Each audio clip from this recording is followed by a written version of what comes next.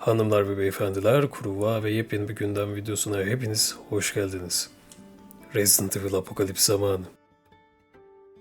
Bugünkü konumuz oyun dünyası tarafından oldukça sevilen bir oyun serisi Resident Evil'ın devam oyunu olan Resident Evil 9 Apokalips hakkında olacak. Resident Evil 7 Biohazard, Resident Evil Village, Resident Evil 4 Remake gibi mükemmel ve diğer firmaların aksine hatasız çıkış yapan Capcom'un resmi açıklamasını Ekim-Kasım ayları arasında yapacağı serinin devam oyunu olan Resident Evil Apokalips'in hikayesi ve sızıntılar hakkında konuşacağımız bir videoya tekrardan hoş geldiniz.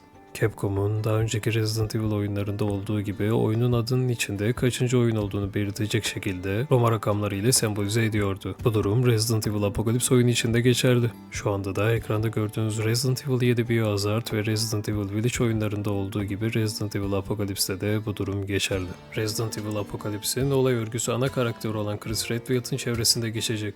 Remake öncesindeki kronolojik olarak son oyunları olan Resident Evil Village'dan tam 16 yıl sonrasını konu alan ve Chris Redfield'ın Rosemary Winters'a mentorluk yapıp göz kulak olduğu ve birlikte görevleri çıktıklarını göreceğimiz bir oyun olacak.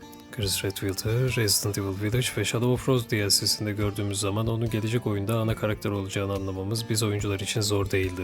Resident Evil Apocalypse, Resident Evil 5 ve 6'nın aksine tek bir ana karakterle oynayacağımız bir oyun olacak. Yani tek bir ana karakterin etrafında dönen hikaye örgüsünü biz oyunculara sunacak. Aynı zamanda Resident Evil 3'teki Jill Valentine karakterinin yakın zamanda çıkan Resident Evil 4 Remake'deki Ada Wong karakteri gibi bize yani Chris Redfield'a yardım edeceğini ve oyunda önemli anlarda karşımıza çıkacağını biliyoruz. Hikaye Chris Redfield'ın Resident Evil Village'den hemen sonra Avrupa'daki BSSA'ya açılımı Bioterrorism Security Assessment Allies ve anlamı Biyoterörizm Güvenlik Değerlendirmesi İttifakı olan oluşuma gittiği ve ona verilen görevleri yerine getirirken yaşadığı olayları konu alan bir hikaye olacak. Oyunun mevsim geçişlerini ve zaman kavramını tamamen hissedeceğimizi ve oyunun bir kış mevsiminde başlayıp ilerledikçe bu mevsim geçişlerini göreceğimiz söyleniyor. Aynı zamanda Resident Evil serisinden de tanıdığımız Claire Redfield'ın oyunda kısa da olsa olacağını biliyoruz. Fakat tüm bunlara rağmen Resident Evil serisinin en sevilen karakterlerinden olan Leon Kennedy ve Ada Wong'un bu oyunda olmayacakları da sızıntılar arasında.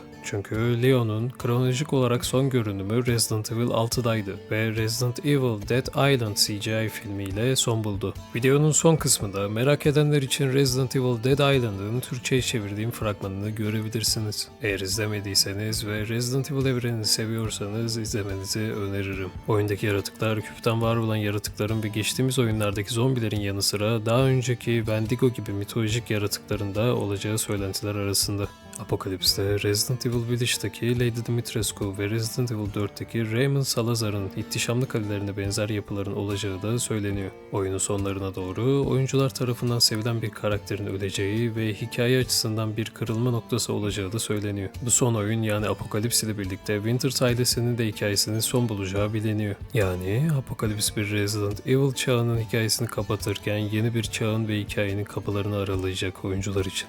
Evet Kuru, şu anlık Resident Evil 9 Apocalypse hakkında internette bulunan sızıntılar bu kadar.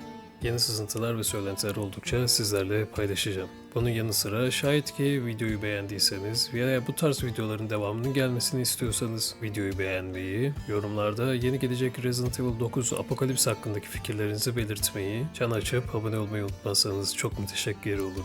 Yeni bir gündem videosuna kadar dostlar. Esen kalın. After all she's been through, she's trying to make up for what happened to her. You mean how Wesker brainwashed her and made her come after us? No one's blaming Jill for that. No one. Except Jill.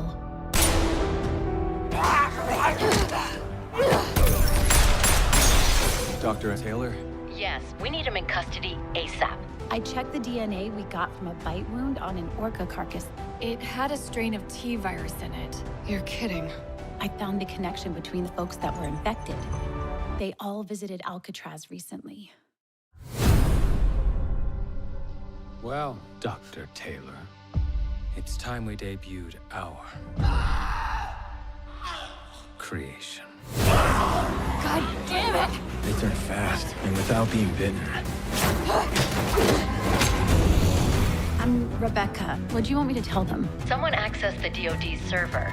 They managed to steal data on Leon, Uh-oh. Jill, Chris, and Claire. You think this might have something to do with the Operon now? Most likely. I'm going to use my virus to clean the slate. Dylan! Suckers, you're nothing more than pawns. That can't be good. Yeah.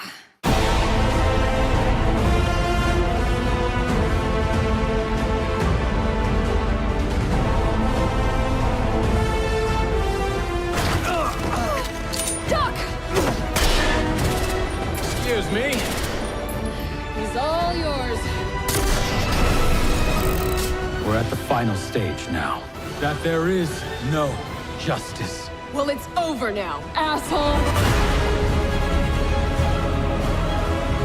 Time to light you up! Let's do it. All of us.